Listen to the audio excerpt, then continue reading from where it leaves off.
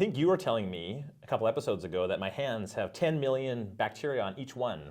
Yeah, shocking. Yeah, and so I imagine even a medical device, like where the plastic comes straight off the machine, still probably gets bacteria on it pretty quickly. Absolutely, yeah. And so, and I imagine that's one of the things you have to kill. So my question for you, Nick, is does it vary, the amount of bacteria on devices? And is it important to know how much when we blast it with radiation or gas? Yeah, so the short answer is yes, of course. And then how does it vary? Well, interestingly, there's a paper I read a while ago about just like the type of plastic or material, right? And kind of the net charge on different types of plastic. And it actually has if you think about bacteria, they have kind of a net negative charge, they have a net negative charge. Oh, you're talking about electrical charges? Yeah, oh, interesting. There's some weird stuff there and types of polymers, etc. Anyway, yes, so the short answer is yes, there's a variation. And I believe matters. We call it bioburden. Yes. And so, and I think it can vary based on, like you said, the material and its attractiveness to things. I know there are types of materials that naturally kind of kill bugs, like copper and things. Absolutely. Yeah. How clean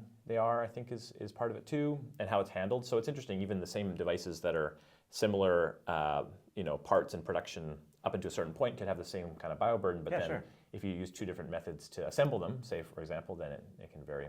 And so the reason I'm interested in this is because when you start trying to figure out how much sterilization to apply to the device, you need to know the bioburden and adjust it accordingly. And thankfully, people who put a lot of time and effort into figuring out, this many bacteria times this many, surface area and things like that, needs this much exposure to radiation or gas or whatever sterilization method is. So it's interesting, the correlation between the bioburden and the sterility measurements.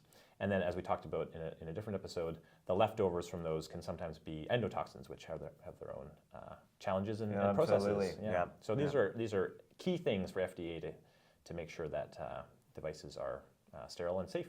Yeah, key biology things, I think, to consider when you're doing medical device design, and even at the end stage where we're terminally sterilizing things, you need to have. Yeah, that's right. It's quite a little web there. Yeah, good. Very cool. Great. Thanks for talking about that. Thanks, Nigel.